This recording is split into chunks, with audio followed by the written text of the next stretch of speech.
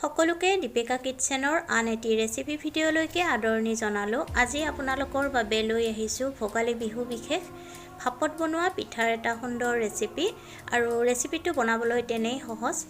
আৰু ৰেচিপিটো চাই যদি আপোনালোকৰ ভাল লাগে তেন্তে ভিডিঅ'টোত লাইক, কমেণ্ট, শ্বেয়াৰ আৰু চেনেলটো ছাবস্ক্ৰাইব কৰি কাষত থকা বেল আইকনটো প্ৰেছ কৰি অন কৰি ৰাখিব।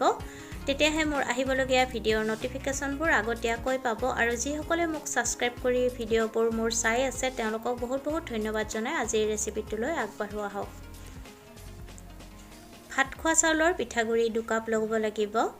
আপোনালোকে কেঁচা পিঠাগুড়ি ব্যৱহাৰ কৰিলেও কৰিব পাৰে আৰু শুকান পিঠাগুড়িও ব্যৱহাৰ কৰিব পাৰে। সোৱাদ অনুসৰি নিমখ, বেকিং পাউডাৰ আধা চামুচ আৰু গুড় দি দিব ডাঙৰ চামুচেৰে 4 চামুচ। তাৰ পিছত ভালকৈ মিহলাই ল'ব।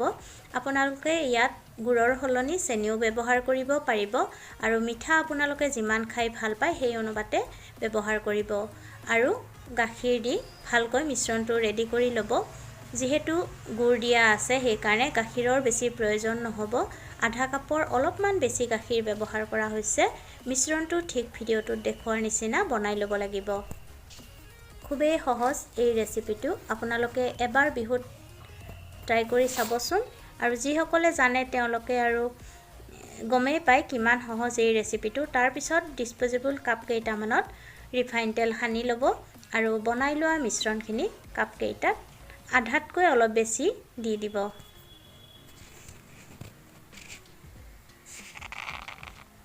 আশা কৰোঁ ৰেচিপিটো আপোনালোকে চাই ভাল পাব।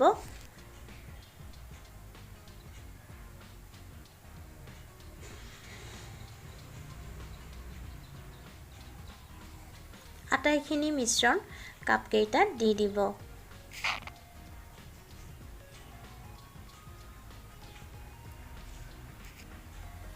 এতিয়া ষ্টিমাৰত কাপ কেইটা বহুৱাই দিব। আপোনালোকে ডিছপ'জেবল কাপ নাথাকিলে সৰু যদি ষ্টীলৰ বাতি থাকে সেই বাতিটো বনাব পাৰিব এই পিঠাকেইটা। এতিয়া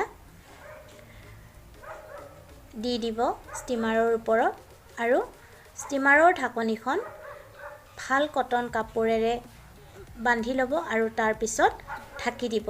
এনেকুৱা কৰিলে ভাপবোৰ পিঠাবোৰত লাগি নধৰে আৰু তেলতেলীয়া নহয়, পিঠাকেইটা শুকান হৈ থাকিব।